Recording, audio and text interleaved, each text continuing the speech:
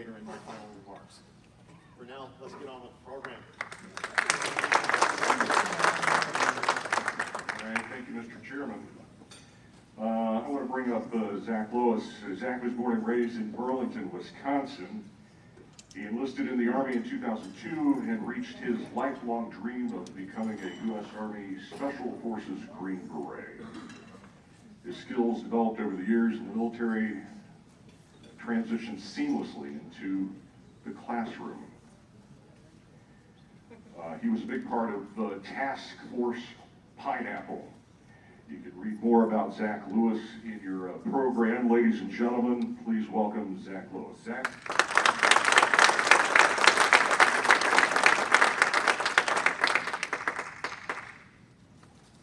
Thank you. I'm honored to be here tonight. Sorry if I talk a little loud. I've been speaking to 8th graders at H.W. Smith all day, so I'm a bit exhausted. Thank you. Honored to be here. In August of last year, I had the privilege and opportunity to work with Special Operations veterans of Task Force Pineapple. It was here that I was able to develop and engineer the Pineapple Express. History will ultimately serve as judge and jury for the decisions that were made that August that led to the chaotic withdrawal and the abandonment of American citizens in Afghanistan. Contrary to what a lot of people in this nation would have you believe, much of the local support and national support for our Afghan allies here in the United States has come from conservatives, many of them in this very room, and for that I say thank you. Our duty now, to honor the promise, is to welcome and support our Afghan Special Operations veterans, interpreters, who supported us over the past 20 years. This investment will pay dividends. If we as a nation and a community continue to insulate these families, they will remain our steadfast allies against those who are currently attempting to destroy our American values. The battle for the American spirit is not happening in some foreign battlefield. It's not happening in the back rooms and hallways of Washington, D.C. or Albany. It is happening every day in our classrooms and our schools across this country. We are currently losing this battle. It is not one that we can afford to lose. There is no prosthetic for an amputated American spirit.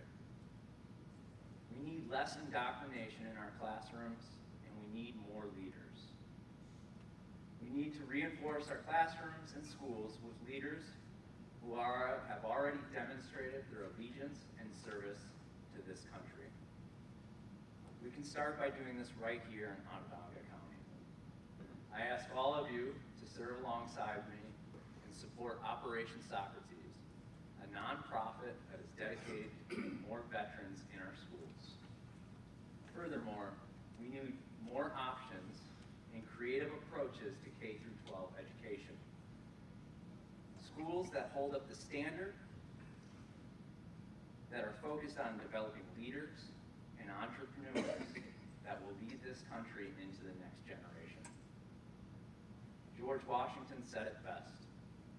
The best means of forming a virtuous and happy people will be found in the right education of youth. Thank you.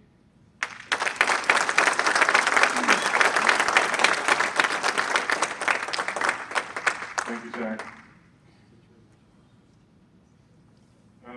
Anybody hear Steve Laffey on my show this morning?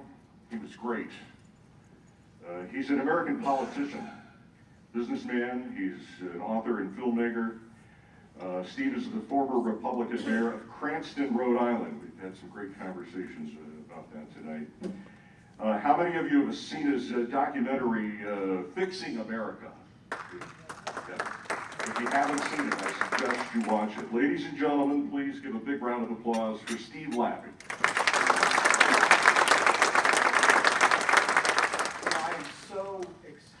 I got to tell you, for the first time in a long time, I'm a little bit nervous. The Conservative Party, when I was talking to Brandon on the phone and through a friend, Tommy Lindquist, who said, can you help this guy? And of course, Tommy Lindquist is my roommate from business school. And me to help anybody, I would help them, you know, and it turned out that I got to come here, and when I hear about the Conservative Party, I grew up in Cranston, Rhode Island. I spent most of my business career in Memphis, and I live in Fort Collins, Colorado, and I have 6 children who we'll get to in a little bit.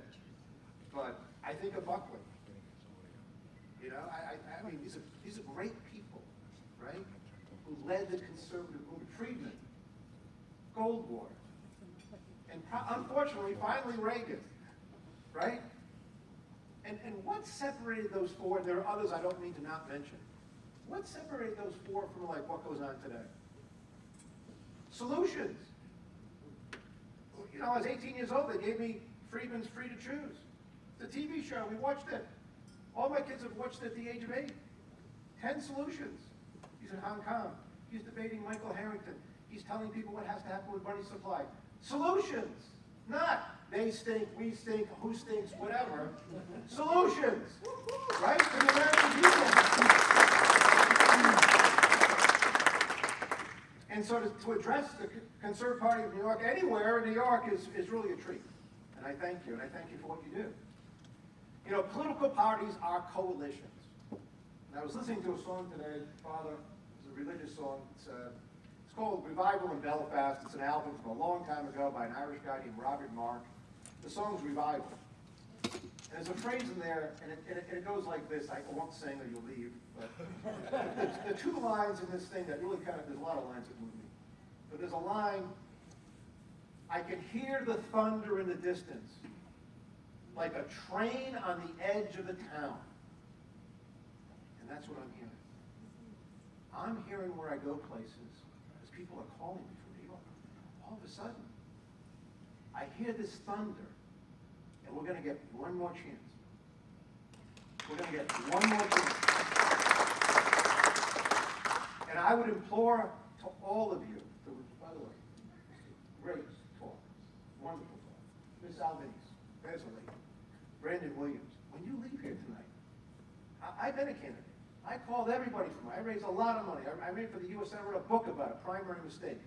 Penguin Books, you should read it. People still read it and call me about it because they want to get into politics. It's the story of the Republican Party, the disaster story of Liddy Dole, Ken Melman, Karl Rove, the whole gang, destroying a race in 2006 as seen through my race.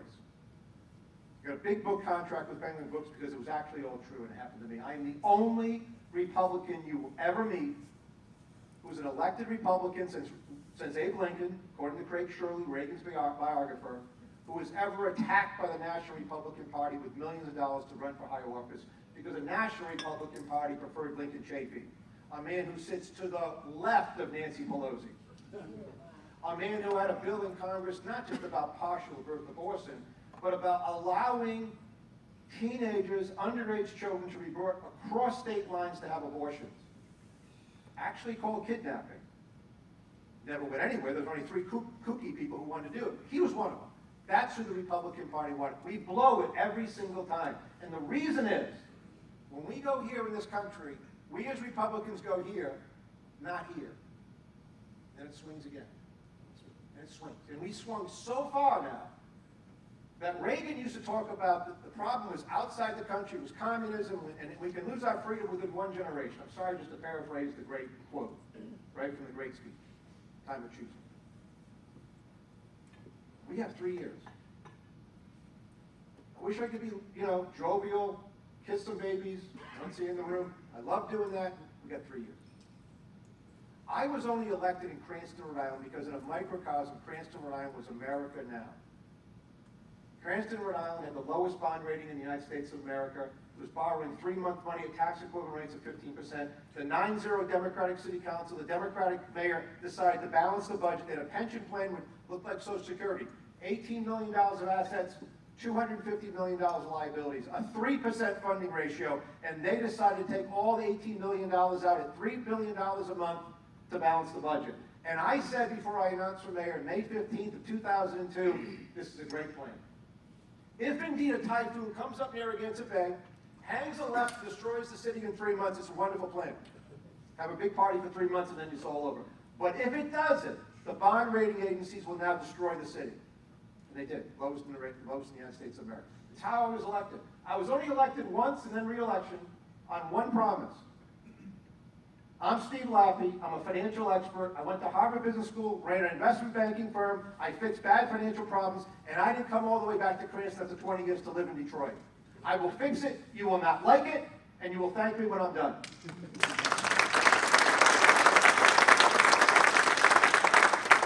You were sitting and talking to looking at the only person who ran a pension fund and assets went up 500% in 4 years.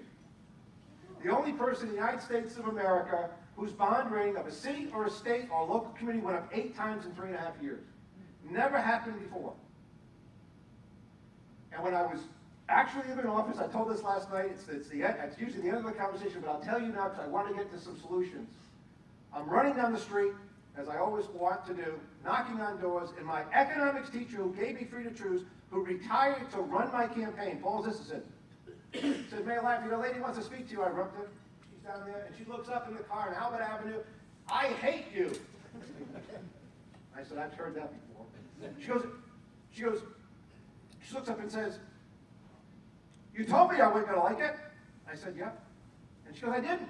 And she drove up, and I have almost 63% of the vote in the town that is, as evangelical, Christian, conservative group, Catholic. It was a wipeout, right? I fought every union, I won all the arbitrations and all that kind of stuff. And I see this happening in the country as a macrocosm. That's why I want to tell you the story. I can tell you many, many stories about crossing guards and all this kind of stuff. You double over, but we don't have time. And we don't have time as a country.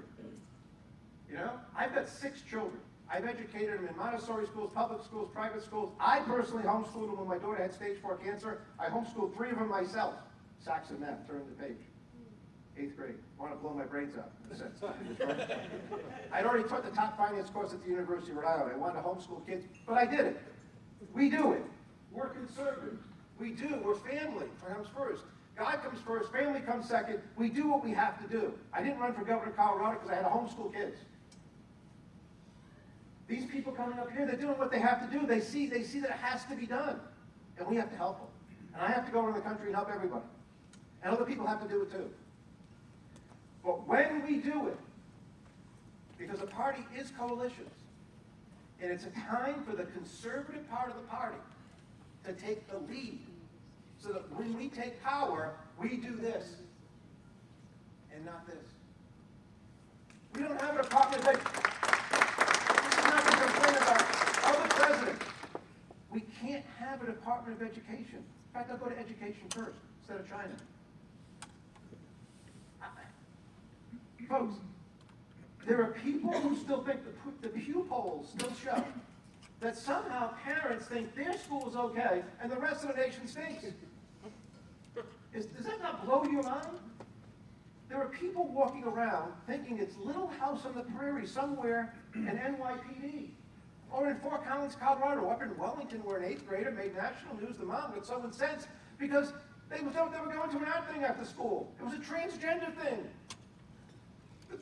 It's national news everywhere but in Fort Collins, Colorado, where they won't publicize it. On Fox News, everywhere.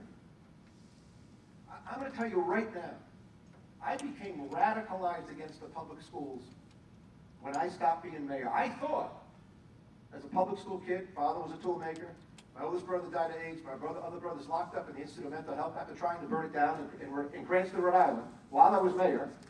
My sister was in a group home with schizophrenia for 20 years and has passed away, and my other sister's the worst of the bunch. Yeah. That's my family. I lived in other houses, I went everywhere I could, and I knew that I didn't want to be like this.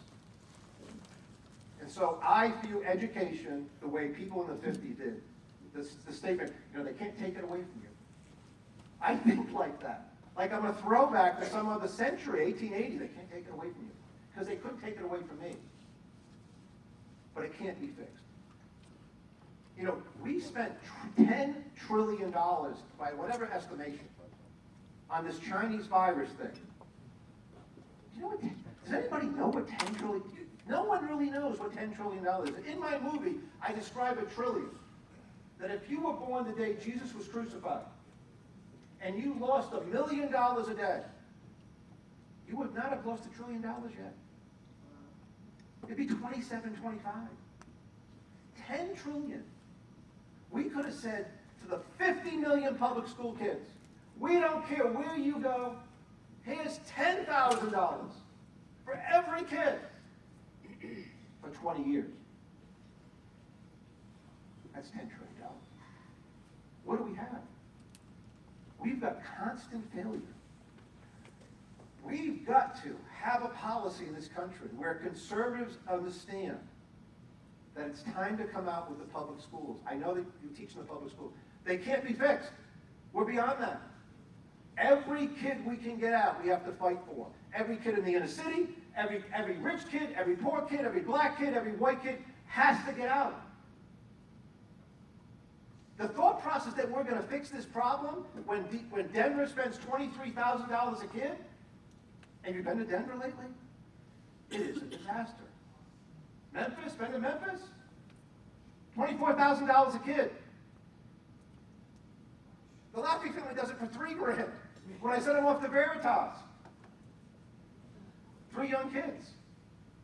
So we have to fight for what is conservative. What is conservative, by the way? It's what works. What does work? A man marrying a woman, staying together, staying married, having kids. That works, right?